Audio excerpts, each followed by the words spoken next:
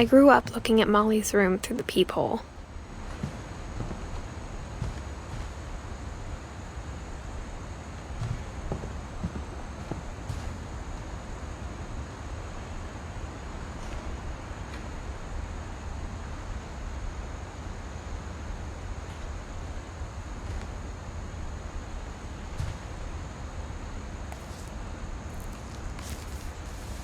December 13th, 1947.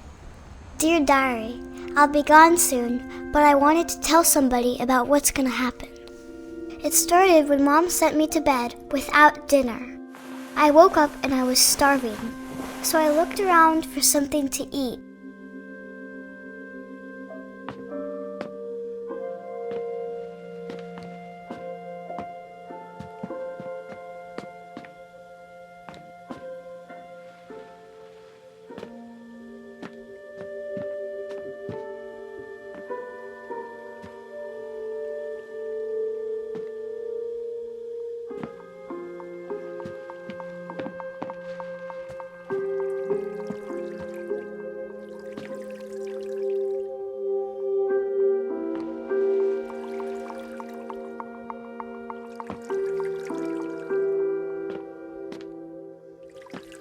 I thought about eating Christopher, but I held back.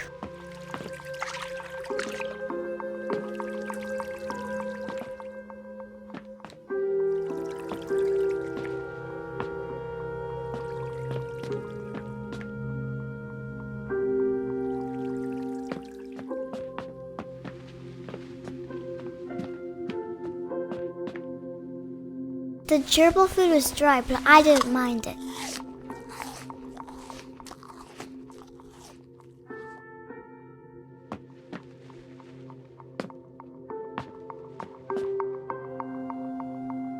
My Halloween candy was all gone.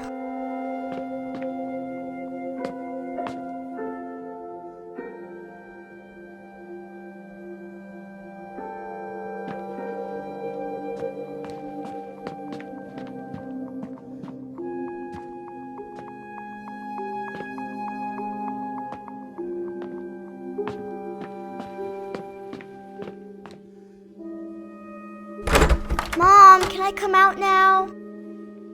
Sweetheart, it's late. Go to sleep.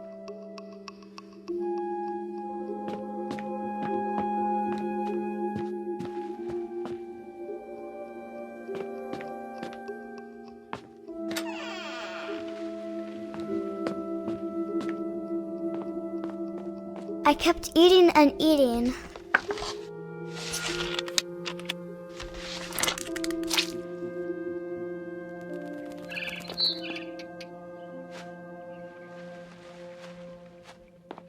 Then I heard chirping outside my window.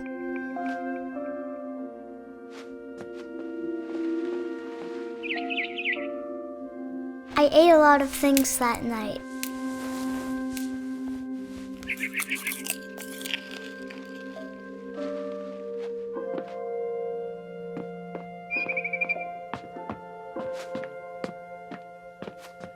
It was a barn swallow going back to her nest.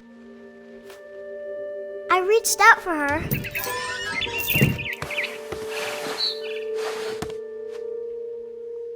And suddenly, I was a cat.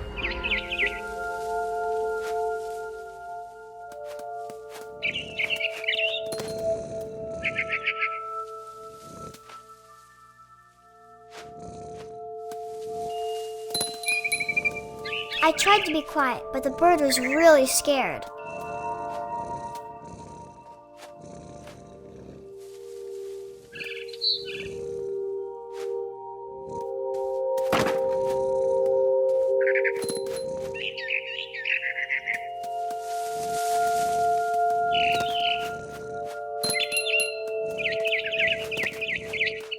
Mom and Dad didn't even look at me.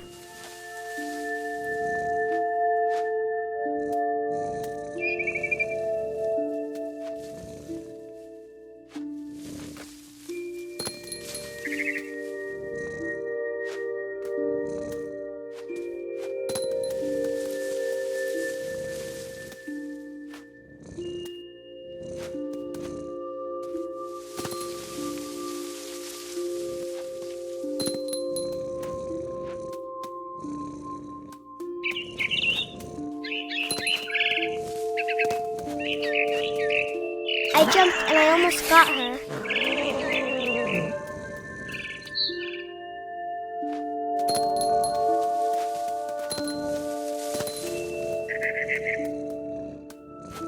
I could tell she was getting really tired.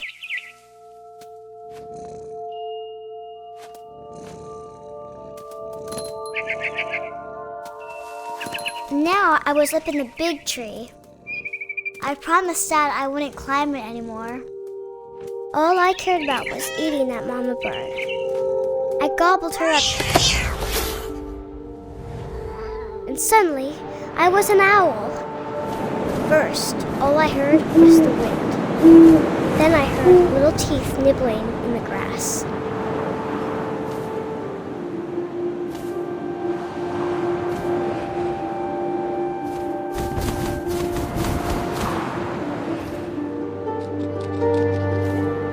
Rabbits.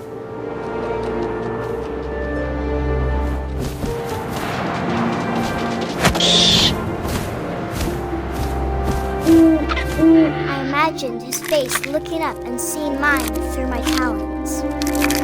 I swallowed him up, and I didn't chew one bit. Then I flew off to find something bigger.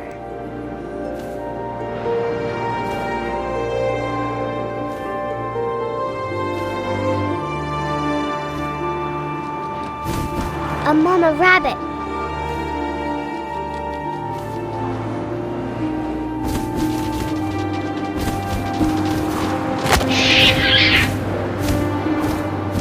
She was almost too big to carry.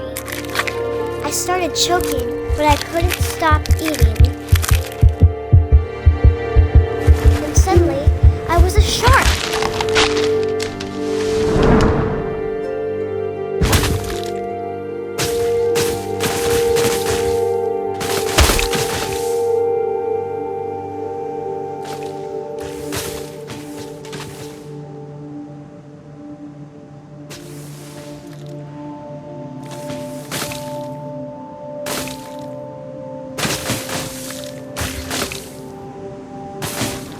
I rolled off a cliff and into the ocean. Now, I was hungrier than ever.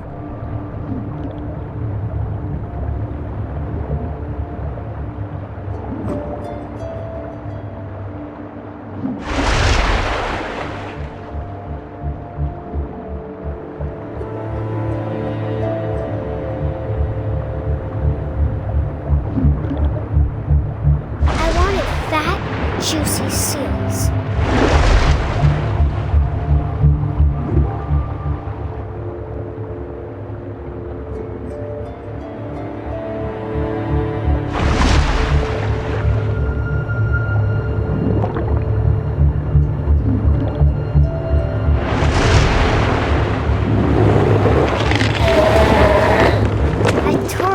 Flipper, and it tasted really good.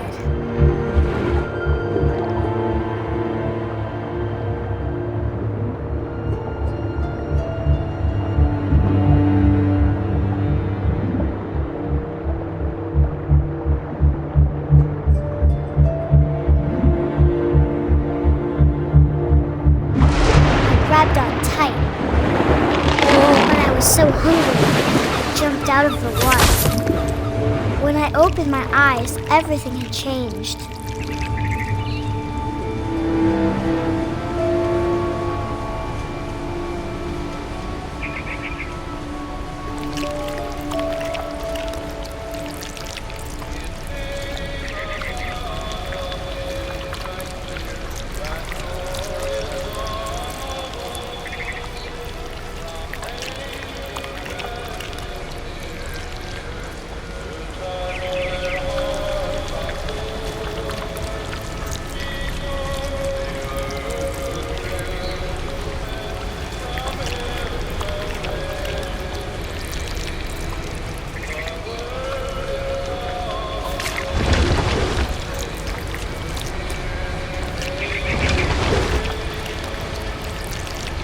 Now I was a monster, and I smelled people everywhere.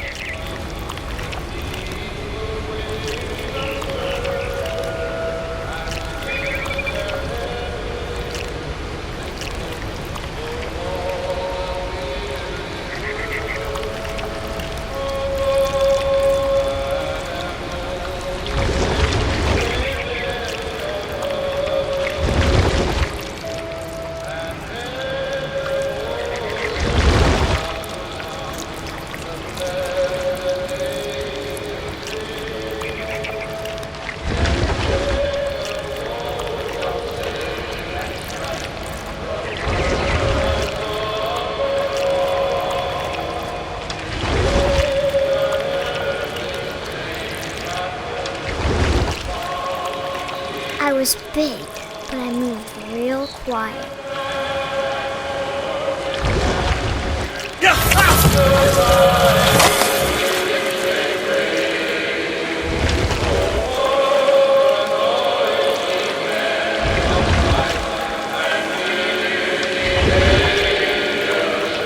I wanted to stop, but also I didn't.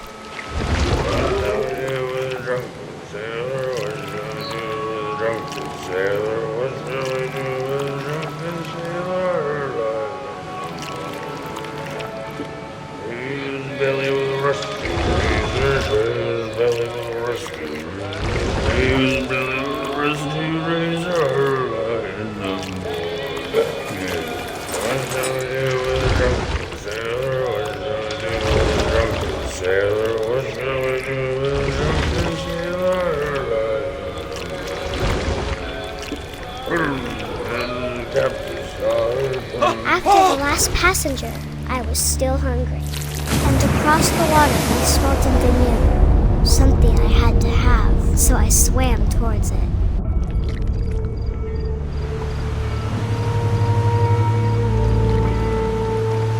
I slithered onto the sand, and the good smell went into an old pipe.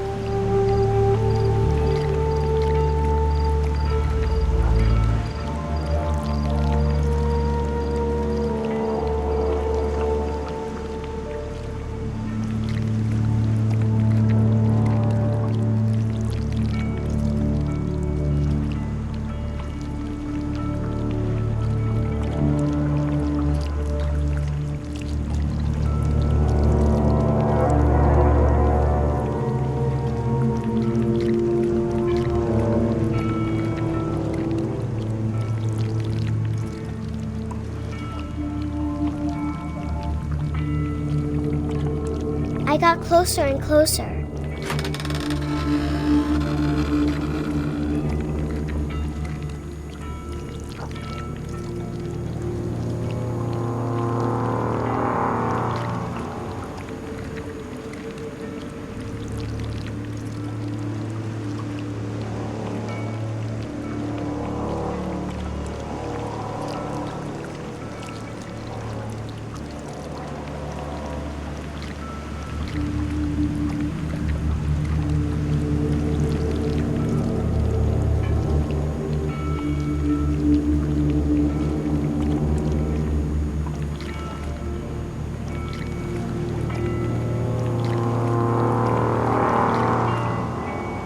All of my stomach started growling. And suddenly, I was me again. I held my breath for a long time, but I couldn't hear anything. I think it's waiting for me to fall asleep. But it's not going to wait much longer. It needs to feed, and we both know I will be delicious.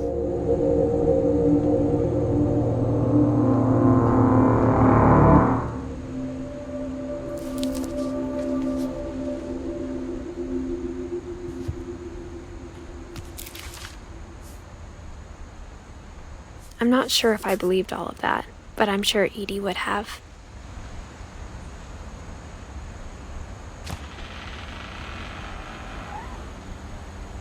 I got the sense Edie had spent a lot of time here, before my mom sealed the doors.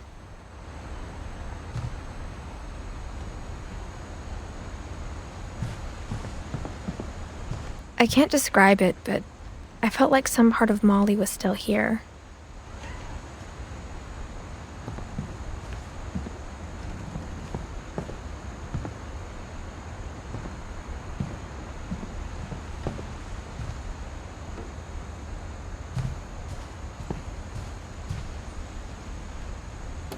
Molly's gerbil had a tiny bedroom with its own even tinier gerbil cage.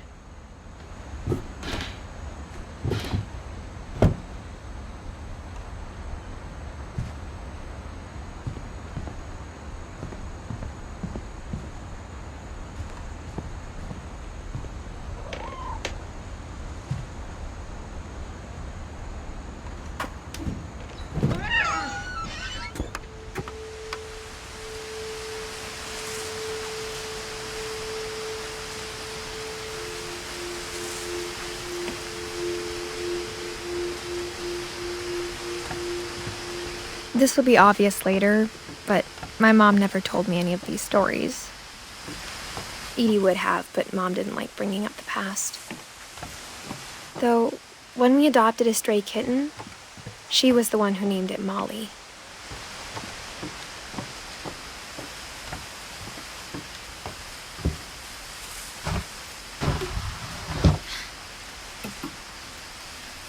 I spent a lot of time in Great-Grandma Edie's room.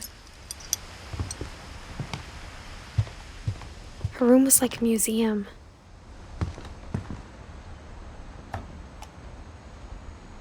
For 500 years, the Finches have been famous throughout Norway for their fortune and misfortune.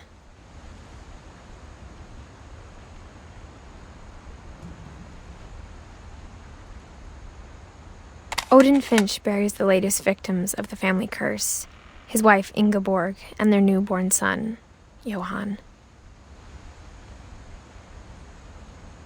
On January 7th, 1937, he set sail with his family and his house, hoping to leave the curse behind. But 40-foot waves off the coast of Washington send the house and Odin to the bottom of the sea. Odin's daughter Edie, with husband Sven and baby Molly, step ashore on their new home, Orcas Island. Odin Finch is the first to be buried in the new family cemetery.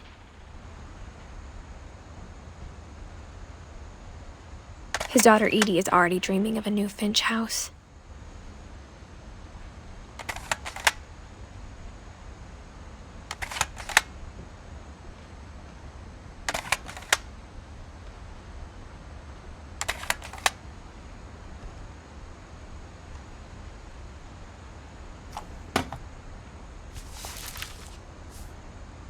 Whatever's wrong with this family, it goes back a long ways.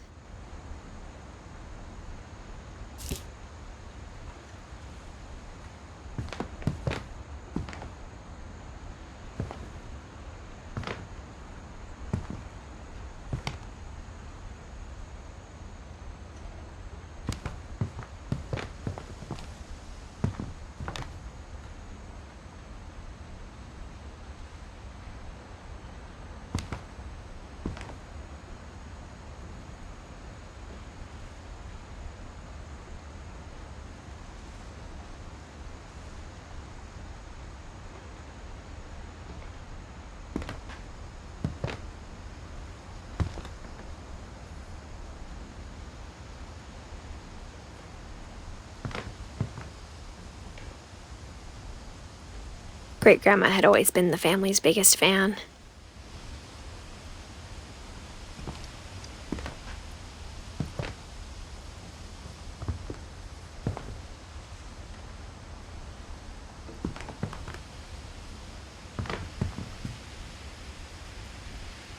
Louis died a week before we left, but Edie had already started to memorialize him.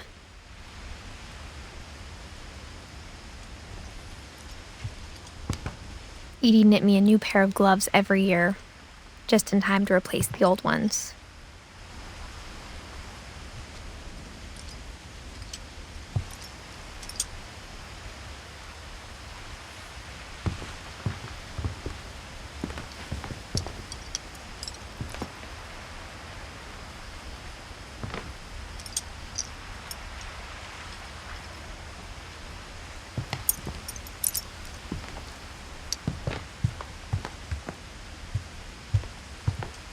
Edie gave a big interview about a mole man living under the Finch house.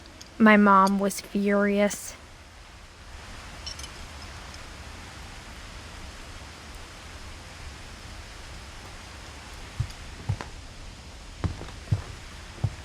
When Edie told people Sven was killed by a dragon, she could also have said he was building a dragon-shaped slide that collapsed. She could have, but she didn't.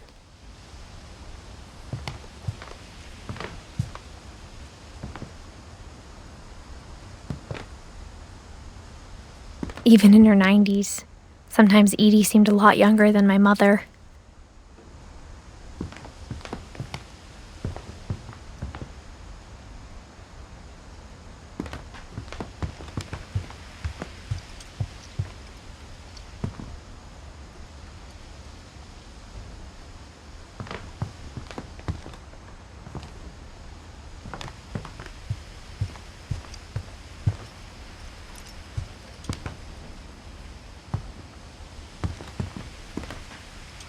One summer, they evacuated the island, but Edie refused to go.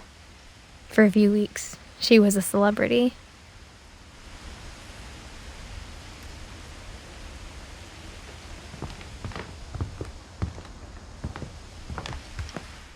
I hadn't thought of myself as Edith Jr. for a long, long time.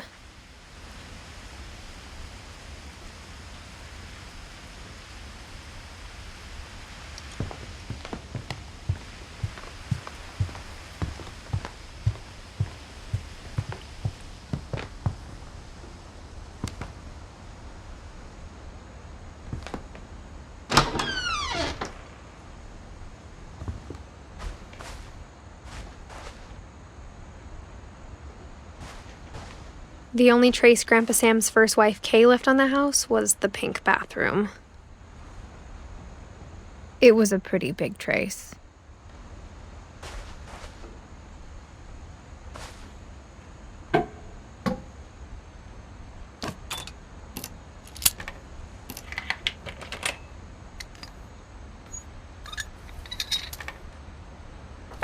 There's a secret in this bathroom.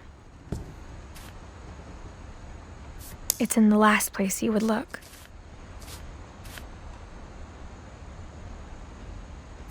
It isn't in the cupboard.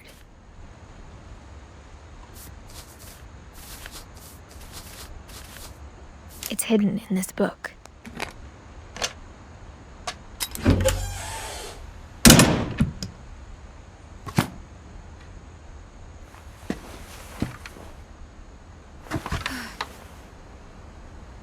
Sven gave Sam an old camera he'd refurbished. He never put it down.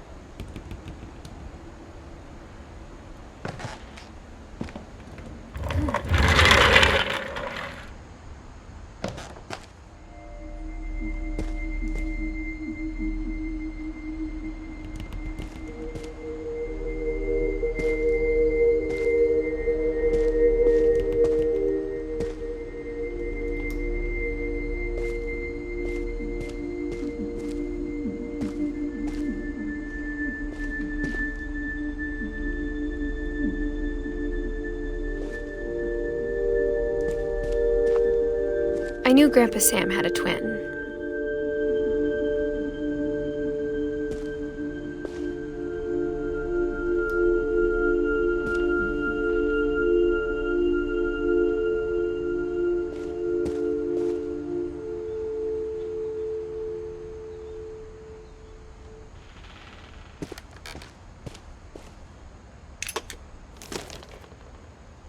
And that he never talked about him.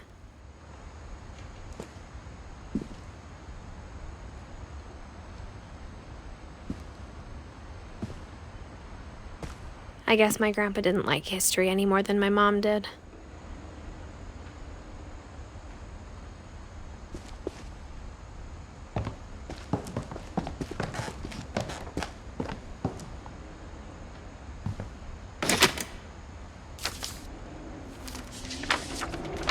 How I Want to Remember My Brother by Sam Finch. The thing I remember is that when he made up his mind, that was it.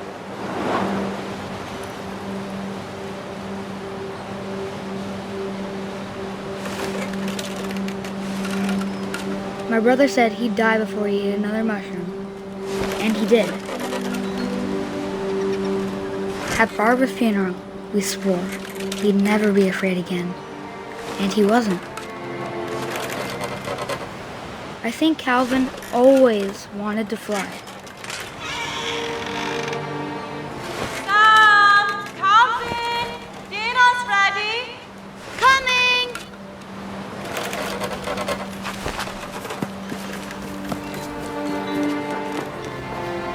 But that day, he finally made up his mind to do it. I told him going around was impossible. Maybe if I hadn't said that. Calvin! I'm not gonna tell you again! Maybe if the wind hadn't picked up.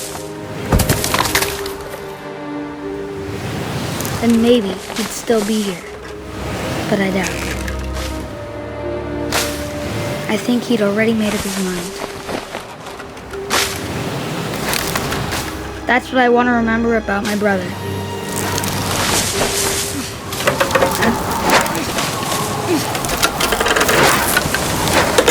The day he made up his mind to fly. And he did.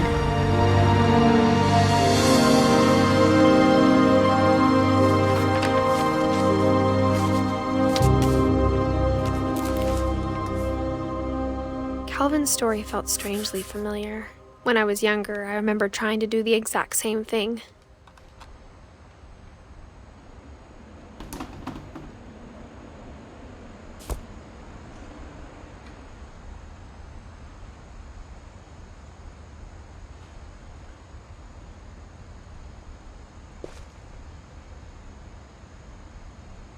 After the funeral, Edie roped off Calvin's half of the room.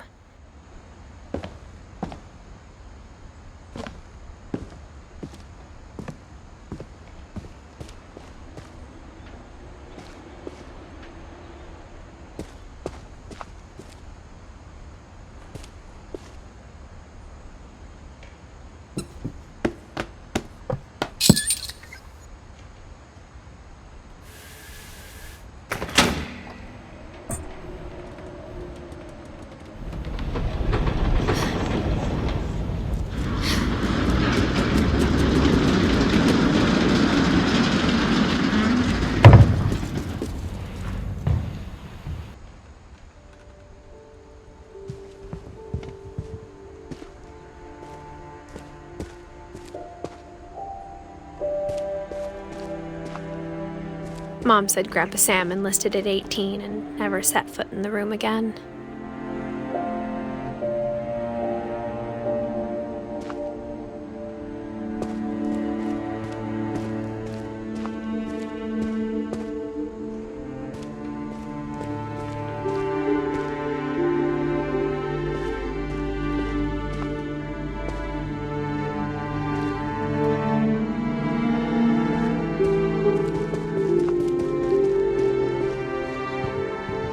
The passages were a pretty tight fit. They'd obviously been built for smaller hands and bellies.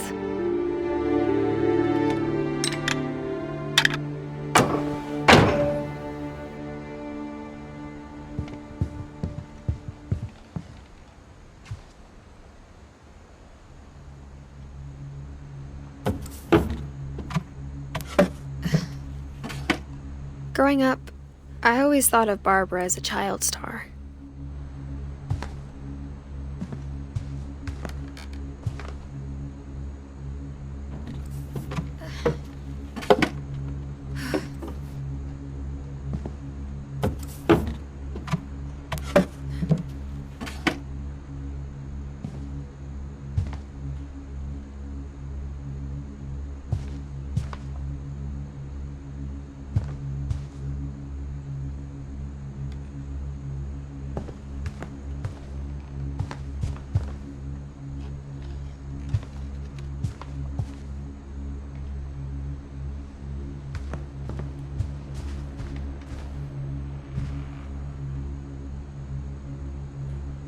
I never thought about how hard it must have been for her afterwards.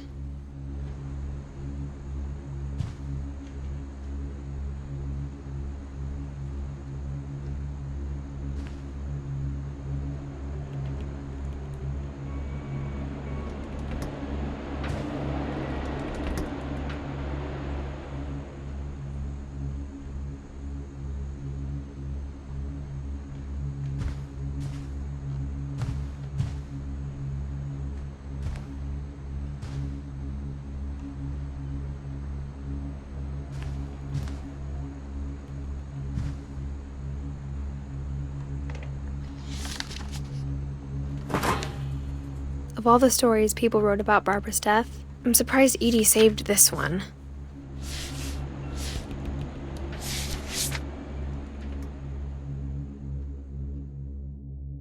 Old Jack here with another ghastly tale inspired by America's most unfortunate family. I'm calling it The Surprise Ending of Barbara Finch. As a child star, Barbara was famous for her scream. Now at 16, she was all washed up. A has-been. But in a lucky break, she'd been asked to perform her signature scream at a local convention for monster movie fans. It was just the boost her career needed. Unfortunately, her scream hadn't aged well. Getting better. I think you just need the right motivation. Her biggest fan and current boyfriend, Rick, was about to demonstrate when... Now that was a great scream. It was Barbara's father, Sven. He'd slipped into a table saw and had to be rushed to the emergency room. So Barbara got stuck babysitting her youngest brother, Walter. Her convention comeback was cancelled. Okay, I'm hearing frustration, but I'm not hearing terror. What if I tried... A gang of hoodlums in Halloween masks have been terrorizing Orcas Island tonight. Police are urging residents to... That came from the basement. You're right! Also, I loved your delivery on that. Why is your basement door locked? Because my dad likes making puzzles and secret passages. There's a key hidden in the music box. The secret is to keep winding and winding until finally the key pops out. Thanks, babe. I'll be back in a sec. 20 minutes later, Rick hadn't returned. So Barbara went to look for him, right on cue. She reached for the music box. And as she wound the key, she listened for Rick, but the house was silent.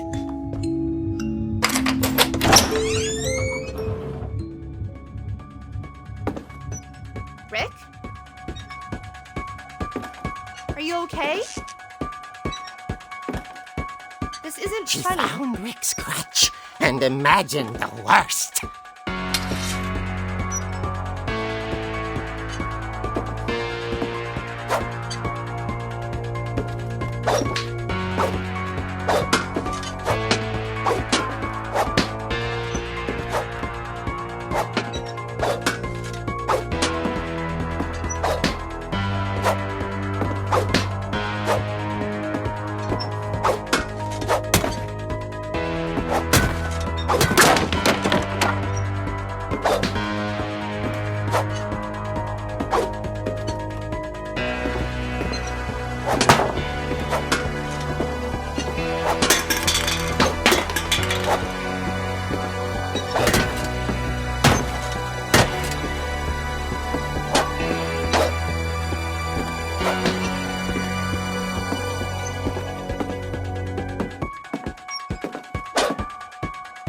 The gang's leader is the infamous Hookman killer, Dr. Carl Hamill, who impaled and then ate his family 10 years ago tonight.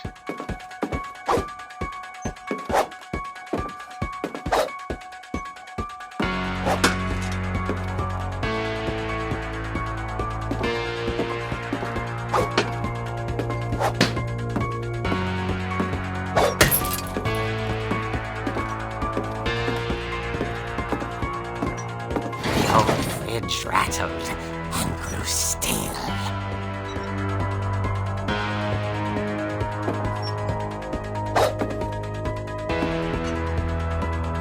Oh dear! Oh! Rick? Barb, relax. I was just trying to scare you to help you find your scream. Well, I'm not scared, Rick. I'm furious. Then act furious. All I'm getting from you now is that you're hurt and confused and She threw him out, but she kept a little something to remember him by. Barb, have you seen my other crutch? And she was still holding it when she fell asleep watching the late picture show. Hours later... Barbara! Walter, what's going on up there? Ah! Okay, I'm coming up, but if this is a trick, you're dead, Walter.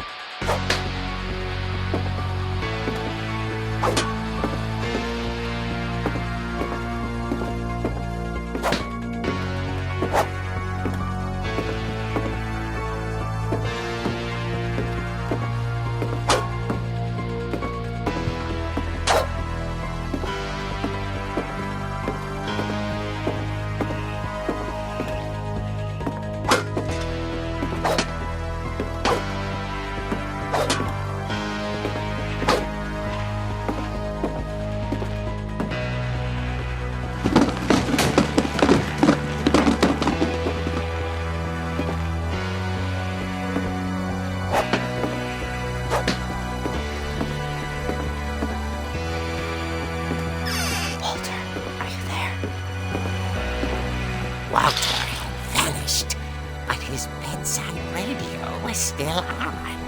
Orcas Island police describe the man as 6 feet tall, with a steel hook for a hand. Residents are urged to lock all doors and windows and notify the police of any suspicious activity.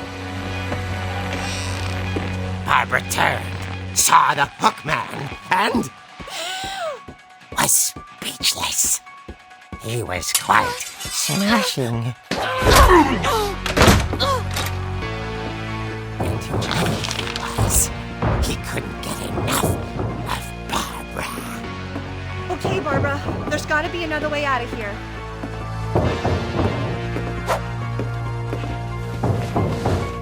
That night, she played her part beautifully.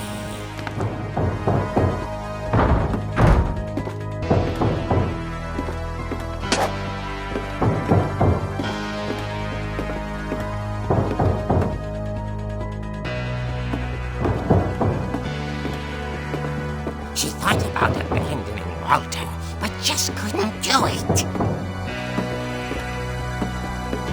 Molly's door hadn't been opened in years. The hinges groaned.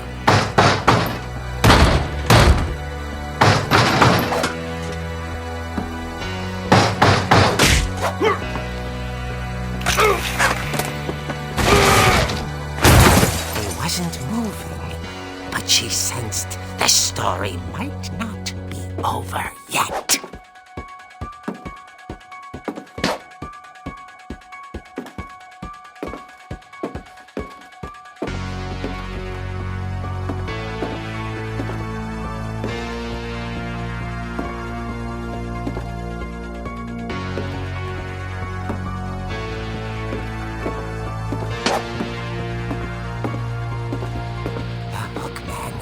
Vanished. She listened for his breathing, but all she heard was...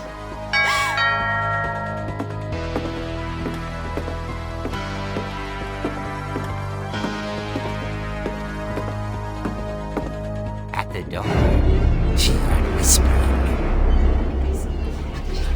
It was coming from inside the house.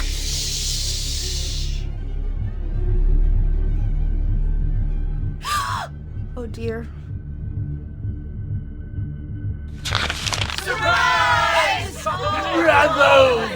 You were wonderful. The monsters had come to surprise her. For Barbara, it was a dream come true. Then she saw what kind of monsters they were, and she realized what was about to happen. She was going to be famous. And with her final breath, Barbara Finch gave the performance of her life.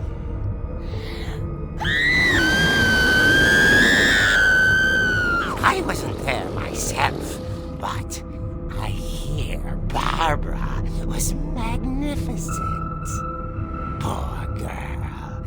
She had a taste for stardom. But unfortunately, so did her fans. Of course, the police blamed it all on poor Rick, who disappeared the same night. And little Walter?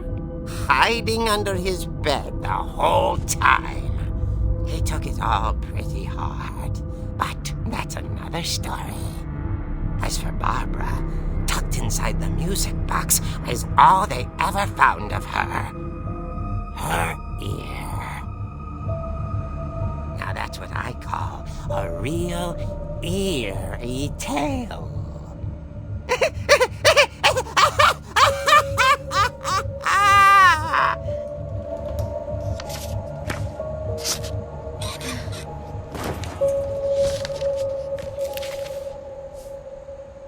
Edie told me all Barbara wanted was to be remembered, as absurd as that comic was.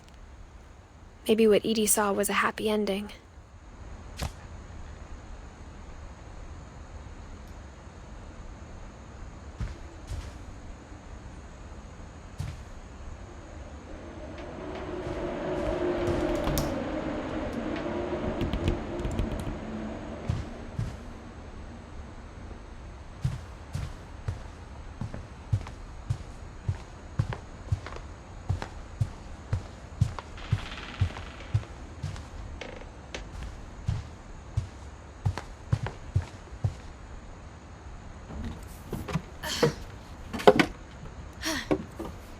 I guess now I know why Mom didn't like me playing with the music box.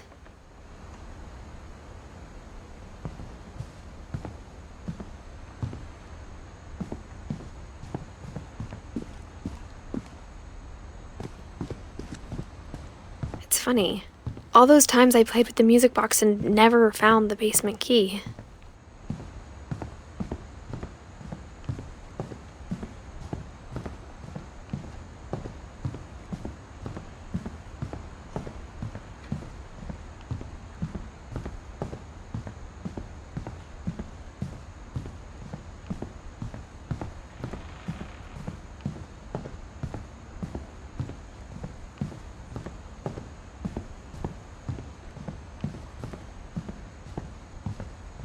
I wonder if that comic was right about there being a key inside the music box near the basement.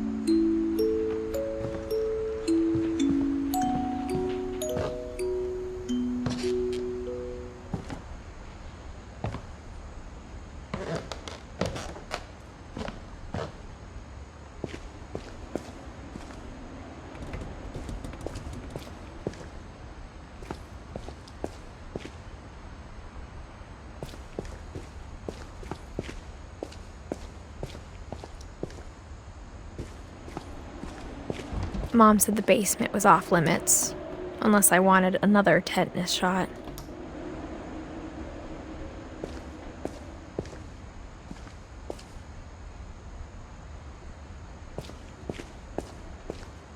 I saw Edie sneak down to the basement once, carrying packages.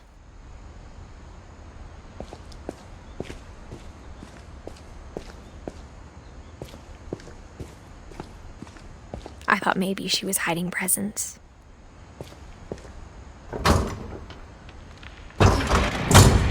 It turned out she was hiding a lot more than that.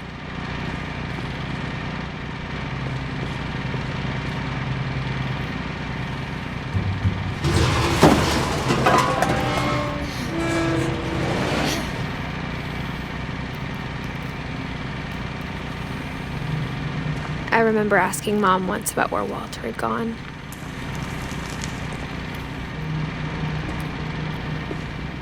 She said after Barbara died, he got as far away as he could.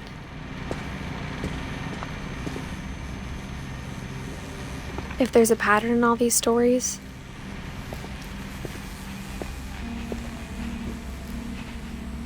I think it's that none of us has gotten very far.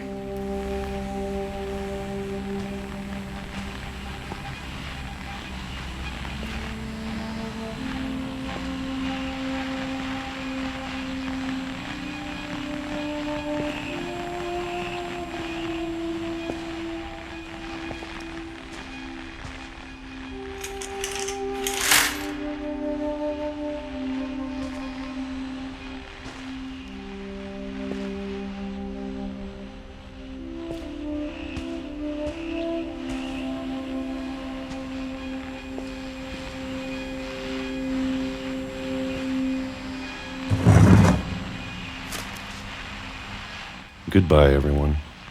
I can't believe I've been down here for 30 years. On that first day, after the shaking started, I didn't think I'd survive a week.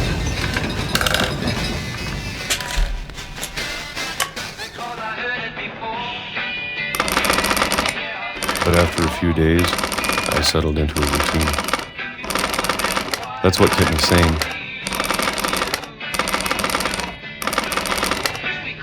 Having a schedule, living for today. I always expected to be dead tomorrow. But if you wait long enough, you get used to anything.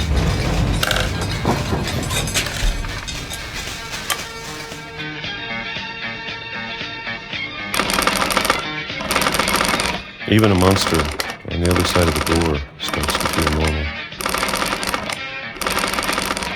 Almost friendly.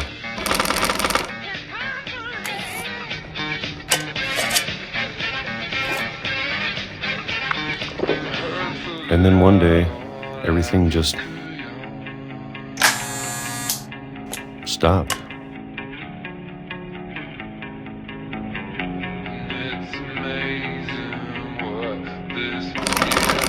Whatever that thing was, it was gone.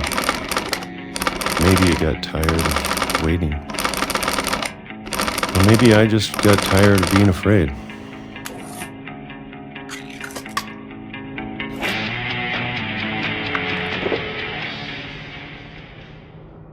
It's been a week now, the longest in 30 years. I'm done waiting. I have to leave while I still can.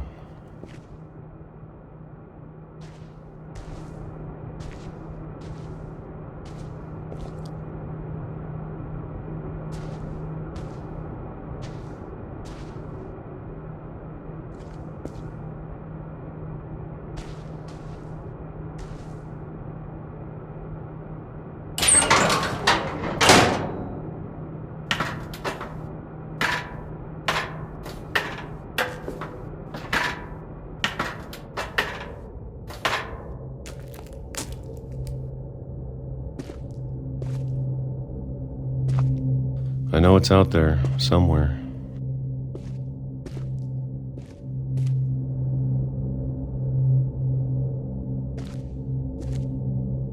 Whatever killed Barbara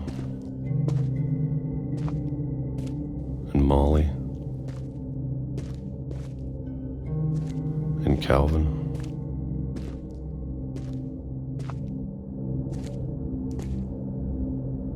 Maybe this is all a mistake. But I need to stop living the same day, even if it kills me.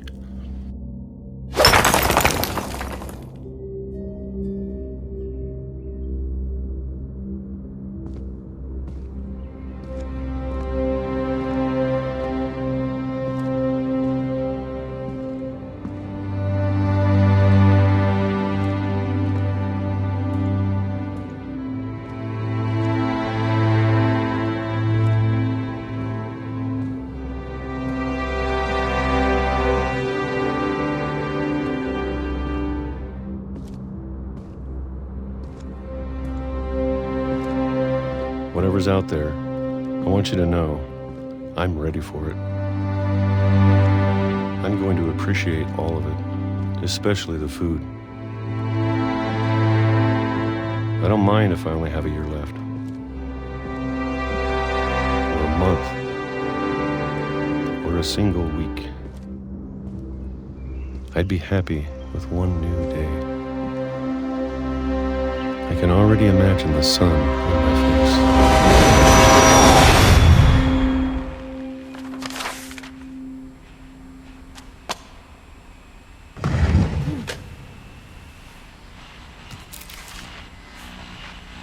Walter died when I was 6.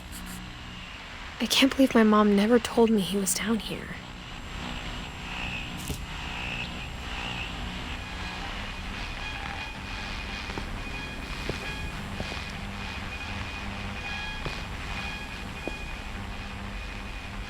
I'm sure my mom was trying to protect me.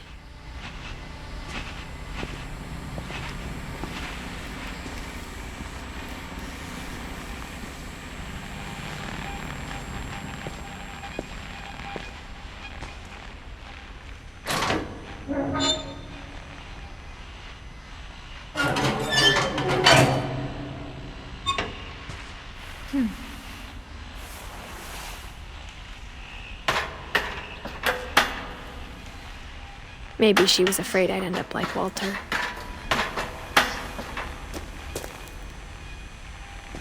But if she never told me about an uncle under the house,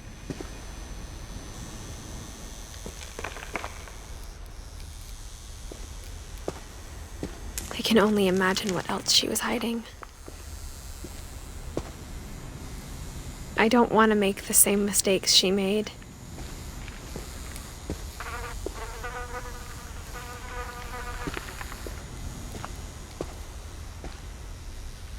Trying to bury something that's still alive.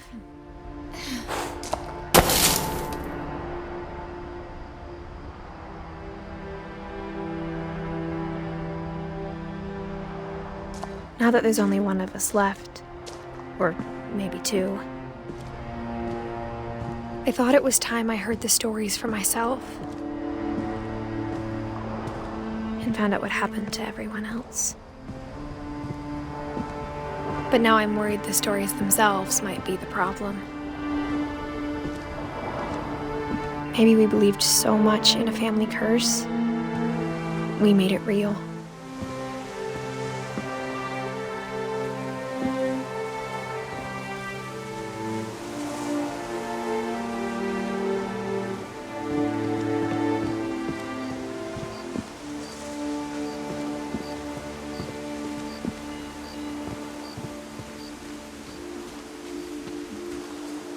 I don't know if I should even be writing this.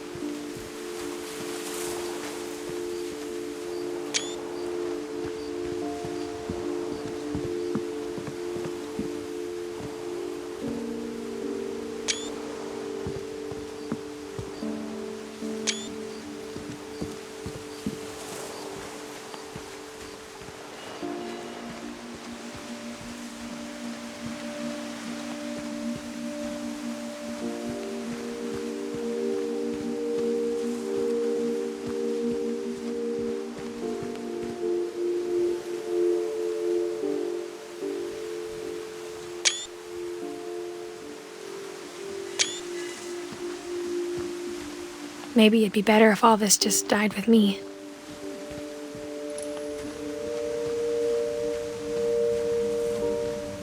But I thought you should know about your family.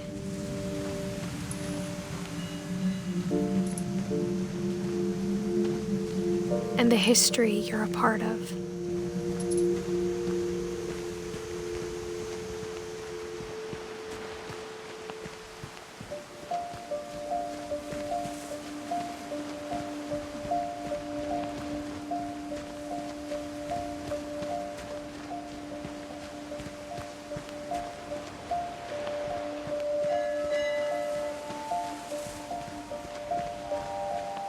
Though to be honest, I feel as lost as you probably do right now.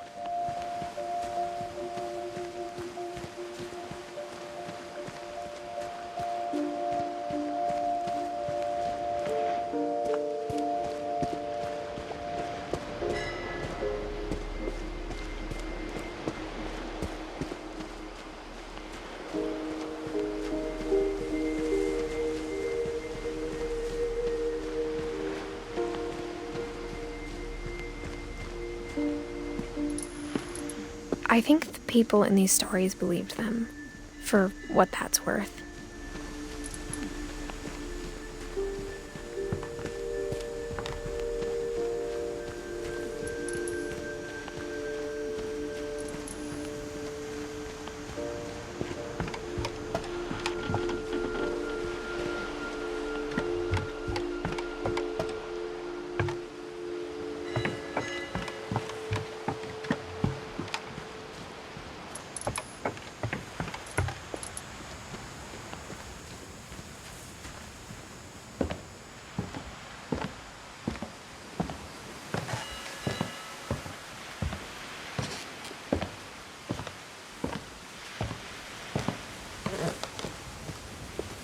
And when you look at the house, that history of imagination and stubbornness and madness, any of it seems possible.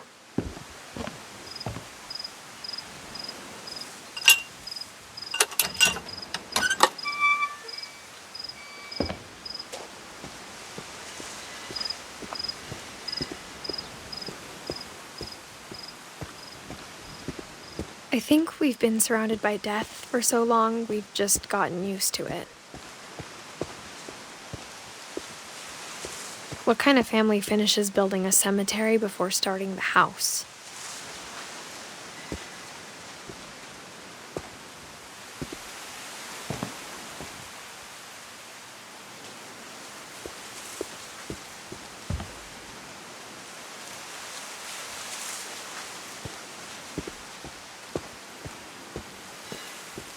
It's embarrassing for me to admit this, but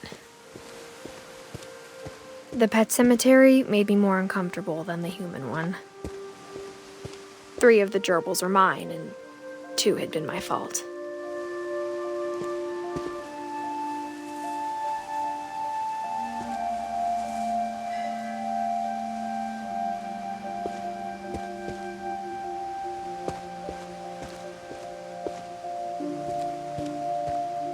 Sven built the house, but it was Edith who designed the cemetery.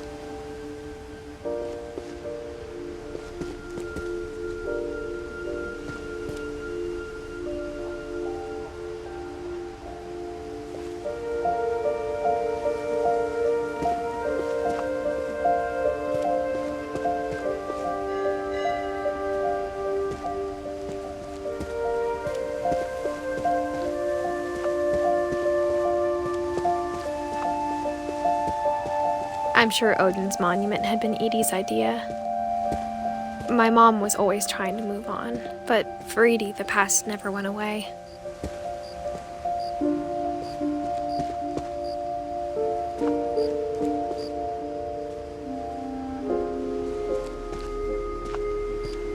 She could see it poking out of the water at low tide.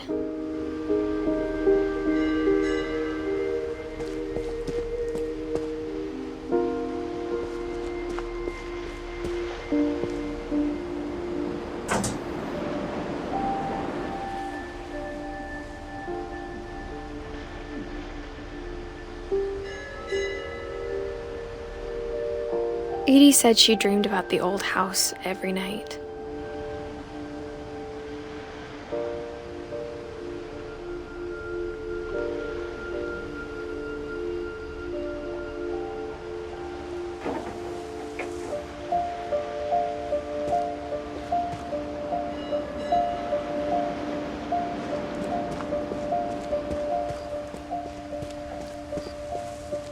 Edie's side was always easier for me to understand. But the older I get, the more I can see where my mom was coming from. Her dad had been pretty strict, but it wasn't enough to save her brothers. She was just trying to do better.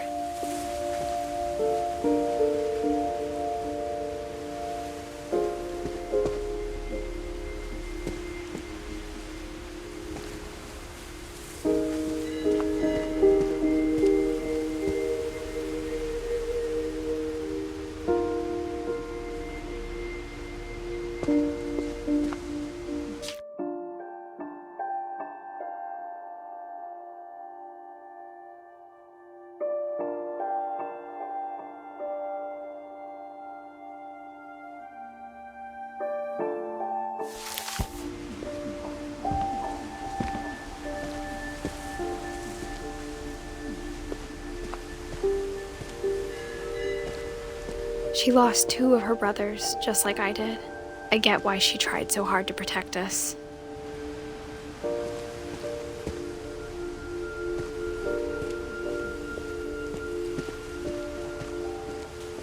There's so many things I wish I could ask my mom now. Part of me thinks this is what she wanted all along. For me to come back someday and find everything out for myself.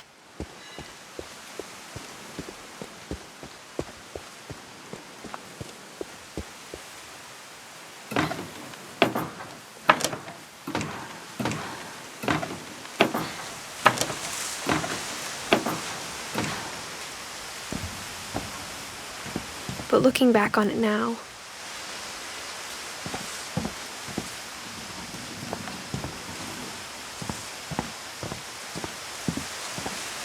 if she told me there was going to be so much climbing,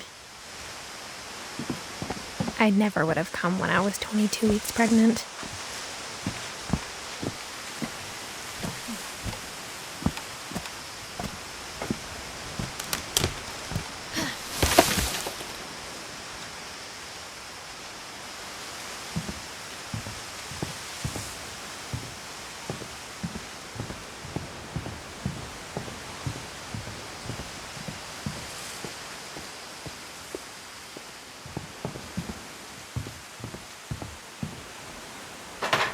I never met Grandpa Sam, but I think he and my mom had a lot in common.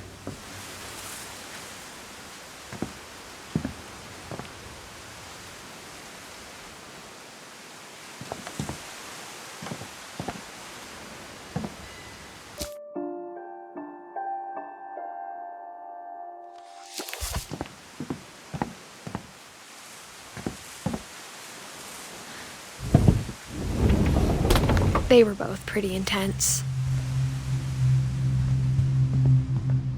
Sam spent his life shooting photos, but Mom said he got nervous being in front of the camera. I guess we're all afraid of something.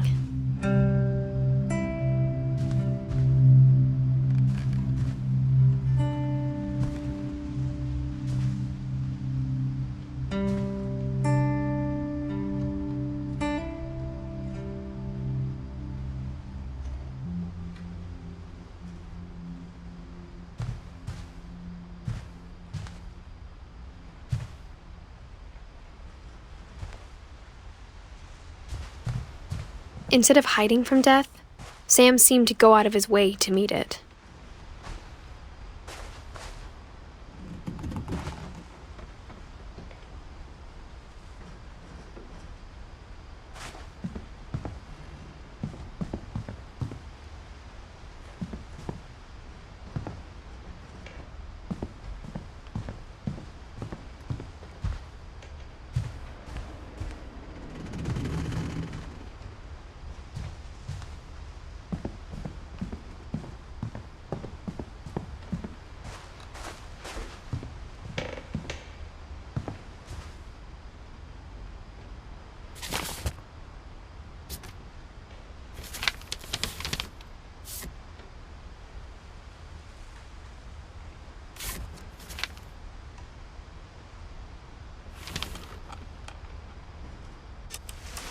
Dawn, I promise, you'll never forget this weekend. Yes, sir. These memories are going to last a lifetime. I gonna have to shoot anything? It's a hunting trip, Dawn. Shooting is strongly encouraged.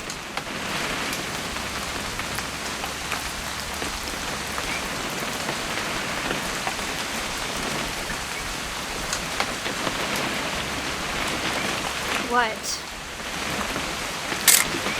Perfect. It's gonna rain the whole weekend, isn't it?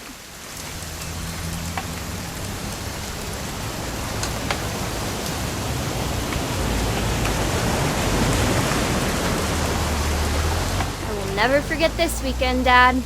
That's the spirit. Smile, Dawn.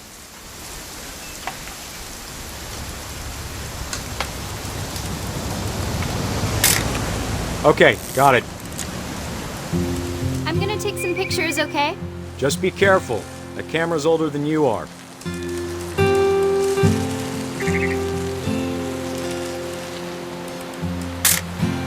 Aw. You're right, Dad. It's starting to clear up. Still freezing, though.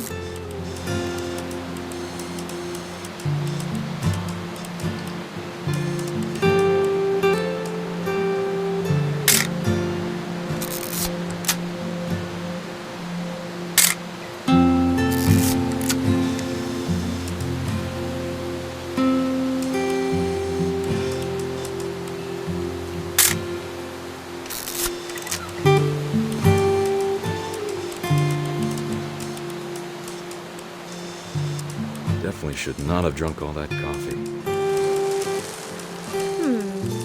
Hold still while I take a picture of you. I definitely won't be Hey! That's a keeper. Nothing quite like being outside. I'm just saying, I'm not always gonna be here, Dawn. You'll need to remember this stuff, if you want to survive. I'll be fine, Dad.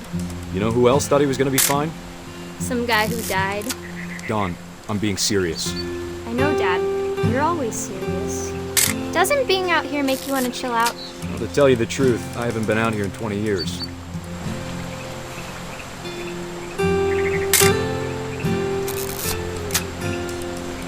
Dad! Good eyes, Dawn.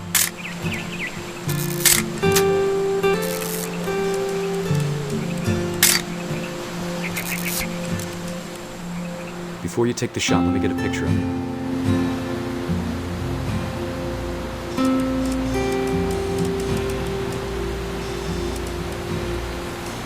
Dad... Let me get behind you. Do I have to do this? Dawn, you don't have to do anything. But if you want to survive... Great shot, Dawn!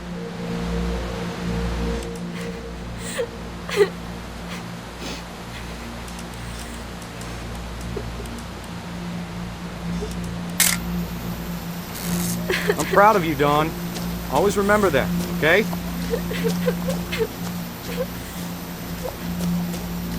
Dad, it's twitching. I think That's it's totally normal, Dawn. Just focus on the camera. Try not to think about... Dad!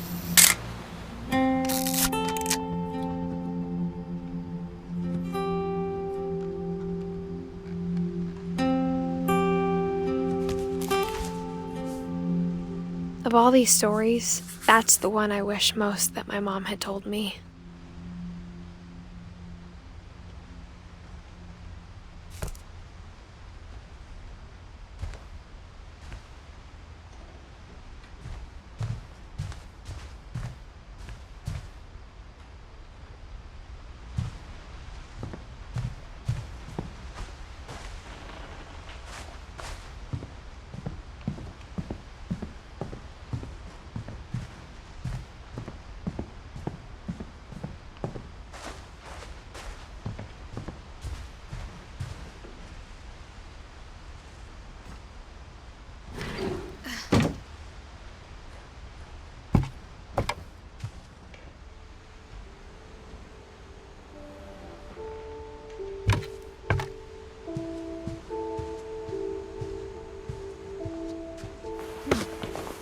After Sam died, my mom and Edie got really close. They'd both lost a lot.